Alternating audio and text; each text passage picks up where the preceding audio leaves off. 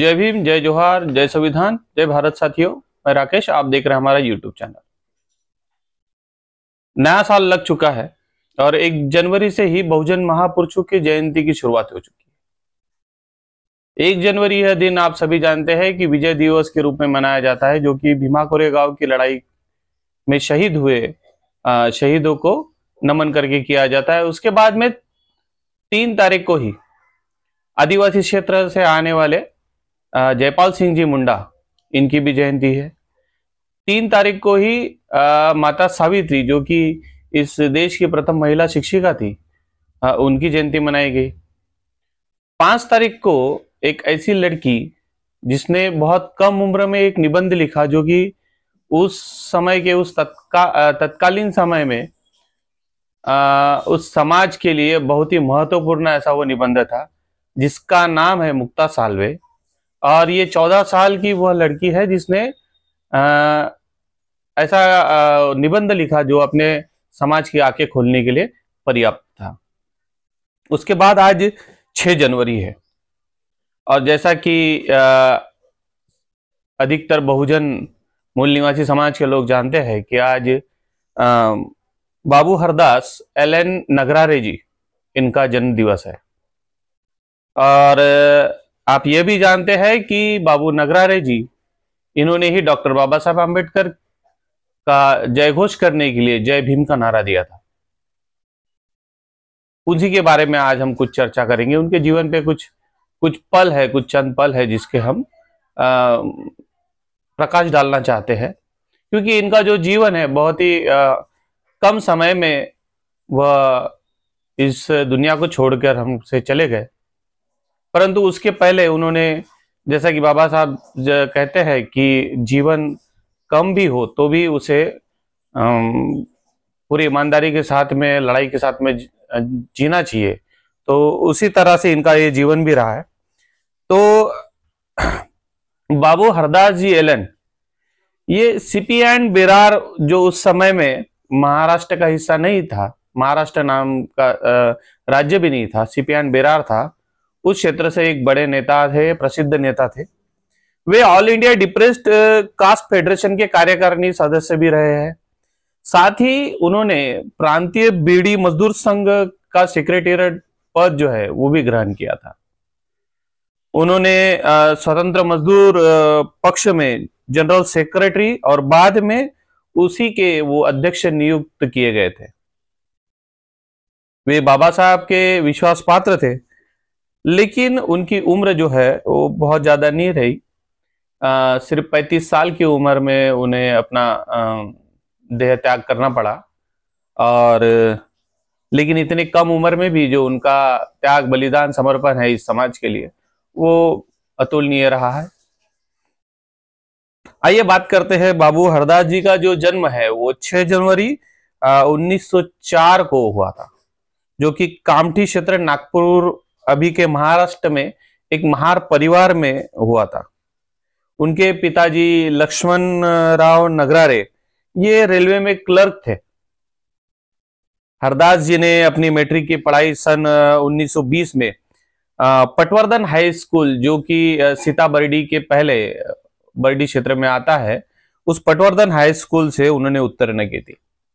और बाबू हरदास जी की पत्नी का नाम जो है वो सहूबाई था।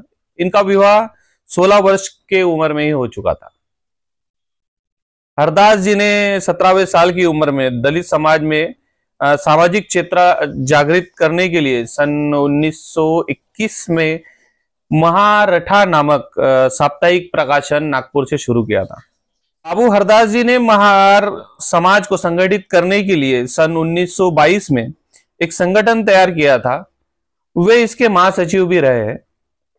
हिंदू अत्याचारों से समाज के लोगों की रक्षा करने इन्हें महार सेवक संघ नाम का एक युवाओं को स्वयंसेवी संगठन भी बना के दिया था। बाबू हरदास जी डिप्रेस क्लास के अंदर में जो उपजातियों का बंधन है उसे खत्म करना चाहते थे। इसे खत्म करने के लिए उन्होंने संत चोखा मेला जी के पुण्यतिथि के समारोह पर भी जो डिप्रेस जातियां है उनका प्रीति भोज भी उन्होंने आयोजित किया था, ताकि ये जो जात पात की जो कड़िया है वो टूट जाए।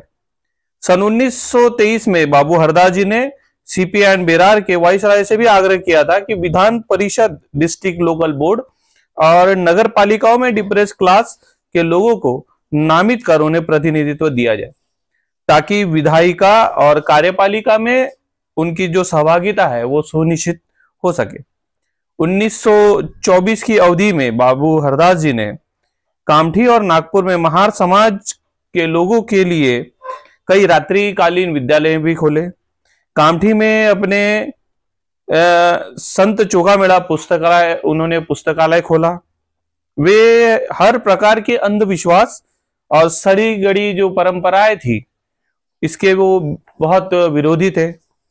इस निमित्त उन्होंने अक्टूबर 1924 में मंडल महात्म्य नामक एक पुस्तक लिखकर समाज के लोगों में वितरित भी की थी। इस प्रकार वीर बालक नाम का एक नाटक का उन्होंने मंचन भी किया था।